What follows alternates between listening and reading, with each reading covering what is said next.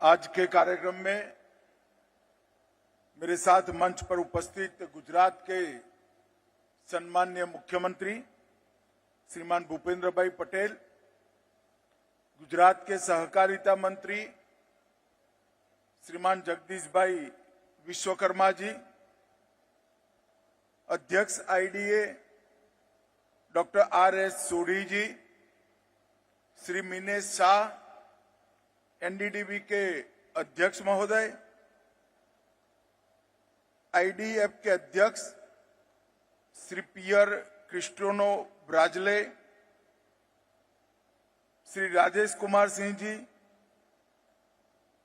MD IDF miss कोरोलिन एमोन, और आज इस कार्यक्रम में आए हुए देश भर से डेयरी के व्यवसाय के साथ जुड़े हुए सभी भाइयों बहनों और मेरे प्यारे किसान भाइयों, आप सभी को नमस्कार। आज यहां पर इंडियन डेयरी एसोसिएशन के 49वें डेयरी उद्योग सम्मेलन एवं एक्सपो में आप सभी को मिलकर मुझे बहुत बहुत आनंद हो रहा है।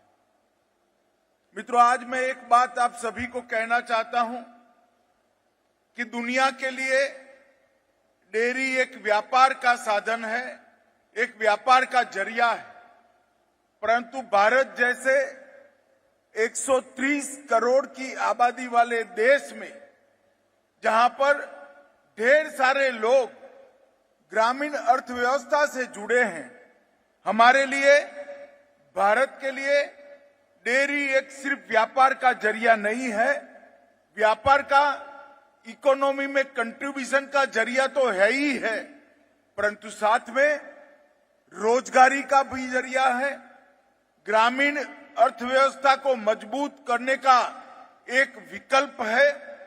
इसके साथ पोषण की समस्याओं के निवारण का समाधान भी डेयरी उद्योग में ही लगा है और महिला एम्पावरमेंट की सारी संभावनाओं को भी डेयरी के माध्यम से ही एक्सप्लोर किया जा सकता है।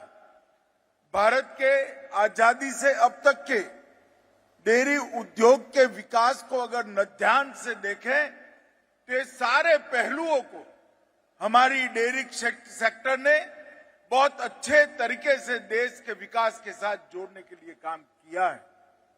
और इसमें मैं सहकारिता मंत्री के नाते गर्व के साथ कह सकता हूं कि इसमें हमारी कोऑपरेटिव डेयरियों का योगदान बहुत बड़ा है, जिन्होंने किसानों की समृद्धि के लिए काम किया है। कोऑपरेटिव डेयरी ने देश की गरीब कृषक महिलाओं को भी आत्मनिर्भर बनाने का एक यशस्वी रास्ता प्रशस्त किया है। और आज मैं इतना कह सकता हूं कि आजादी के 75 वर्ष में मोदी जी ने सहकार से समृद्धि मंत्र को सिद्ध करने के लिए सहकारिता मंत्रालय बनाने का काम किया है और मुझे देश का पहला सहकारिता मंत्री बनने का गौरव दिया है। मैं इसलिए डेयरी क्षेत्र से जुड़े लाखों करोड़ों किसानों की ओर से और विशेषकर हमारी मातृशक्ति जो बहनें हैं, उनकी ओर से मोदी जी का बहुत बहुत धन्यवाद और साधुवाद करना चाहता हूं। मित्रों, इंडियन डेयरी एसोसिएशन की स्थापना 1948 में आजादी के तुरंत बाद हुई और आज हम 49वें डेयरी उद्योग सम्मेलन के इस कगार पर खड़े हैं। डेयरी क्षेत्र में जो डेवलपमेंट हुआ है उसमें आईडीए का बहुत महत्वपूर्ण योगदान रहा है। हमारे सामने इस डेयरी सम्मेलन में, डेयरी उद्योग सम्मेलन में 3 कैटेगरी रखी गई हैं। किसानों के लिए कुछ डेडिकेटेड सेशंस रखे हैं, टेक्निकल सेशंस रखे हैं, इंडस्ट्री के सेशन रखे हैं और कुल मिलाकर भारत के डेयरी क्षेत्र को विश्व में सबसे मजबूत डेयरी क्षेत्र बनाने के लिए सर्वांगीण चर्चा करने का यहाँ पर एक प्रयास हुआ है। मैं श्री सोढी को ये सफल आयोजन के लिए मन से बहुत बहुत बधाई देना चाहता हूं। मित्रों, हमारे डेयरी क्षेत्र का, पशुपालन क्षेत्र का हमारे इतने विशाल जीडीपी में 4.5% योगदान है और कृषि जीडीपी में डेयरी क्षेत्र का योगदान 24%। विश्व में सबसे ज्यादा कृषि क्षेत्र में अगर डेयरी क्षेत्र का योगदान कहीं पर भी है जीडीपी का, तो भारत में है और वो 10 लाख करोड़ रुपए से ज्यादा योगदान हमारे डेयरी क्षेत्र का है। इस प्रकार से डेयरी हमारे अर्थव्यवस्था का एक मजबूत हिस्सा बनी है और रोजगारी के सृजन की जो मैंने बात करी उसको आंकड़े में बताए तो 9 करोड़ ग्रामीण परिवार आज सीधे डेयरी के व्यवसाय के साथ जुड़े हैं, अपनी आजीविका इससे प्राप्त करते हैं। दुनिया में किसी को एक कल्पना नहीं होती, दुनिया के कई देशों की आबादी भी 9 करोड़ नहीं है और 9 करोड़ परिवार का मतलब होता है 45 करोड़ लोग 45 करोड़ लोग इस व्यवसाय के साथ जुड़े हैं और विशेष कर सीमांत किसान जिनके पास बहुत कम जमीन है या तो भूमि ही नहीं है और मातृशक्ति महिलाएं, ये दोनों के लिए ये डेयरी सेक्टर एक आशीर्वाद रूप बना हुआ सेक्टर है। पिछले एक दशक में 6.6% की वार्षिक वृद्धि दर से हमारे डेयरी सेक्टर ने वृद्धि की है, मगर मैं आपको विश्वास दिलाता हूं, मोदी जी ने सहकारिता मंत्रालय बनाया है। हम एनडीडीबी को साथ में लेकर सहकारिता मंत्रालय और हमारा पशुपालन विभाग भारत सरकार का रूपाला जी के नेतृत्व में इस देश में 2 लाख पंचायतों में ग्रामीण डेयरी की स्थापना करेगा। तब ये वृद्धि दर 6.6% से बढ़कर 13.80% तक पहुंचेगा। तब हमारे डेयरी सेक्टर में काफी पीक देखने को मिलेगा। हमारी दूध प्रोसेसिंग की क्षमता लगभग 126 मिलियन लीटर प्रतिदिन है और दुनिया के कुल सभी देशों में सबसे ज्यादा दूध अगर कोई देश प्रोसेस करता है तो भारत करता है। हमारा जो दूध उत्पादन होता है इसका 22% हम प्रोसेस करते हैं और ये सभी हमारे कोऑपरेटिव मूवमेंट और डेयरी क्षेत्र को समर्पित है, क्योंकि जितना दूध प्रोसेस होकर मार्केट में जाता है, विश्व के बाजारों में जाता है, इतनी ही किसान की आय बढ़ती है। और मित्रों, डेयरी उत्पादकों के निर्यात में भी मिल्क पाउडर, मक्खन और घी जैसे उत्पाद में महत्वपूर्ण निर्णायक ये डेयरी सेक्टर बना है और लगभग बहुत बड़ी इसमें अपार संभावनाएं मैं देख रहा हूं। हमने एक मल्टी स्टेट कोऑपरेटिव सोसाइटी निर्यात के लिए बनाई है, उसको और ये 2 लाख डेयरी के यूनियनों को जिस दिन इसका जुड़ाव समाप्त होगा, हमारा निर्यात कम से कम 5 गुना होने की संभावना है। मित्रों, आज गीर, साहीवाल और लाल सिंधी जैसी हमारी नस्ल दुनिया में प्रसिद्ध हुई है और ये नस्ल सुधार का काम भी डेयरी सेक्टर ही अभिभावक बनकर कर रहा है। विश्व के डेयरी के परिदृश्य को देखें तो 1970 में भारत एक दूध की कमी वाला देश था। 22 मिलियन मैट्रिक टन दूध का उत्पादन था, करीब 6 करोड़ लीटर प्रतिदिन। और आज 2022 का आंकड़ा ले तो 6 करोड़ लीटर प्रतिदिन से बढ़कर 58 करोड़ लीटर तक पहुंचने का काम ये डेयरी सेक्टर ने किया है, जो बहुत बड़ी उपलब्धि है। ये 70 से लेकर 22 में भारत की जनसंख्या में 4 गुना बढ़ोतरी हुई है। हमारा दूध उत्पादन 4 गुना आबादी बढ़ी है और दूध उत्पादन 10 गुना से ज्यादा बढ़ाने का काम हमारे डेयरी सेक्टर ने किया है। 1970 में प्रति व्यक्ति दूध का खपत हमारे देश में 107 ग्राम सिर्फ था और आज 427 ग्राम प्रति व्यक्ति दूध का खपत होता है और दुनिया का एवरेज कंजम्पशन 322 ग्राम है। उससे हम आगे बढ़ चुके। मैं इसलिए बताता हूं कि जो चमत्कार 70 से 22 तक के इतने अल्पकाल खंड में हुए हैं, वो मेरे सामने जो बैठे हैं, डेयरी चलाने वाले मेरे भाई बहन बैठे हैं, उन सभी को समर्पित है। और मैं आज आपको विश्वास दिलाने आया हूं कि भारतीय जनता पार्टी की मोदी सरकार आप लोगों के विकास के लिए, डेयरी सेक्टर के विकास के लिए कोई भी संभावना को व्यर्थ नहीं जाने देगी।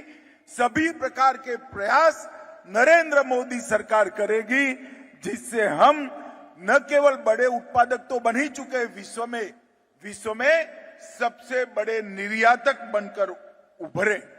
मित्रों, आज मैं श्वेत क्रांति और ऑपरेशन फ्लड को भी जरूर याद करना चाहूंगा।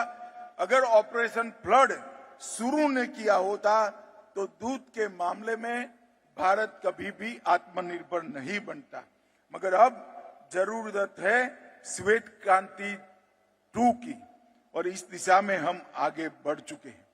डेयरी क्षेत्र में सहकारिता का मॉडल, जैसा मैंने आगे बताया, आय, पोषण, पशुधन की सुनिश्चितता, मानव हित का सुरक्षा, रोजगारी और महिला एम्पावरमेंट, महिला सशक्तिकरण, ये सारे डायमेंशन को छूते हुए पूरी व्यवस्था में से किसान और उपभोक्ता के बीच में से बिचौलियों को समाप्त कर सबसे ज्यादा मुनाफा किसान के पास पहुंचे, इस प्रकार की एक कोऑपरेटिव व्यवस्था है। मित्रों, मैं आज आप सभी को भरोसा दिलाना चाहता हूं कि डेयरी क्षेत्र में कोऑपरेटिव का मॉडल जो अच्छा मॉडल बना है, इसको और मजबूत बनाने का काम करेंगे। मैं आज अमूल की सफलता का भी जिक्र करना चाहता हूं। अमूल का 2021 का ग्रुप टर्नओवर 53,000 करोड़ है। 36 लाख किसान परिवार अमूल परिवार के साथ जुड़े हैं। 18,500 ग्रामीण डेयरिया और 18 जिला कक्षा के दूध संघ मिलकर ये चमत्कार किया है और 87 मैन्युफैक्चरिंग मतलब प्रोसेसिंग प्लांट भी बनाया है और आज दूध के उत्पादन में भारत का हिस्सा 21% हुआ है। इसमें अमूल मॉडल का बहुत बड़ा योगदान है। इसके साथ साथ मदर डेयरी, विजय, सांची, वेरका, वीटा, सुधा, पराग, नंदिनी, हमारी कई ब्रांड ने न केवल देश विश्व में नाम अर्जित करा है और लगभग 27 संस्थाएं ऐसी बन चुकी है जो विश्व के व्यापार को कंट्रीब्यूट करती है। हमें इसको आगे बढ़ाना है। डेयरी क्षेत्र का 360 डिग्री विकास हो, इसके लिए देश के सहकारिता मंत्री के नाते मैं आप लोगों को पूरा भरोसा दिलाना चाहता हूं कि इस डेयरी क्षेत्र का 360 डिग्री विकास करने का काम नरेंद्र मोदी सरकार करेगी। मित्रों, समय ये नहीं है कि दुनिया में सबसे बड़े दूध उत्पादक बनकर हम संतोष माने। मैं आपको बताना चाहता हूं, अगर ये 2 लाख नई प्राथमिक दूध उत्पादक समितियां बन जाती है तो आने वाले दिनों में दुनिया का 33% दूध का उत्पादन भारत में होने की संभावना है। हमें इसको एक्सप्लोर करना है। और इसलिए हमारी केंद्र सरकार, राज्य सरकारें और कोऑपरेटिव मूवमेंट ये साथ में रहकर काम करें। भूपेंद्र भाई ने बताया कि मास प्रोडक्शन को बरकरार रखते हुए प्रोडक्शन बाय मार्सिस का मंत्र भी हमने जमीन पर उतारना है और इसको हम आगे ले जाना चाहते हैं। आज यहाँ आने से पहले मैं कुछ पैवेलियन में डेयरी के साधनों के उत्पादन करने वाले कंपनियों के स्टोर में गया। मुझे एक बात का बड़ा संतोष हुआ है कि मोदी जी जिस बात का आग्रह रखते हैं, हर क्षेत्र में भारत ने आत्मनिर्भर होना चाहिए। डेयरी के क्षेत्र में मिल्क प्रोसेसिंग के सभी साधनों के बारे में भी आज भारत की आत्मनिर्भरता मैं दावे के साथ कह सकता हूं। मैंने इतनी अच्छी भारतीय कंपनियों के स्टोर देखे जो दुनिया में अपने व्यापार का विस्तार कर सके। जितने भी उत्पादक कंपनियां आई हैं, उसको भी मैं अपील करना चाहता हूं, आप सिर्फ भारत के बाजार को केंद्रित न रहें। विश्व का बाजार आपके लिए खुला है। अगर भारत विश्व का सबसे बड़ा उत्पादक है, दूध का उत्पादक है, तो भारत विश्व का सबसे बड़ा दूध के प्रसंस्करण के साधनों का भी, प्रोसेसिंग के साधनों का भी उत्पादक बन सकता है। इस दिशा में हमने आगे बढ़ना चाहिए। और जैसा मैंने कहा, 2033-34 तक प्रति वर्ष लगभग 330 MMT दूध का उत्पादन करके विश्व के 33% दूध का उत्पादन भारत करे, ये लक्ष्य के साथ हमें आगे बढ़ना है। मैं आज इस मंच से डेयरी के उद्योग के विकास में छोटे से छोटी किसान महिला से लेकर दूध संघ को चलाने वाले सभी हमारे कोऑपरेटिव लीडर्स, टेक्नोक्रेट्स और मैनेजमेंट के लोग, सभी को भारत सरकार की ओर से, देश के प्रधानमंत्री नरेंद्र मोदी जी की ओर से बहुत बहुत शुभकामनाएं देता हूं। और मैं स्पष्ट रूप से देख रहा हूं कि आने वाले दिनों में दूध उत्पादन और दूध प्रोडक्ट के उत्पादनों में भारत विश्व का नेतृत्व करेगा। वो दिन दूर नहीं है। मेरी आप सभी को बहुत बहुत अनंत शुभकामनाएं देकर मेरी बात को समाप्त करता हूं। वंदे मातरम। भारत माता की जय।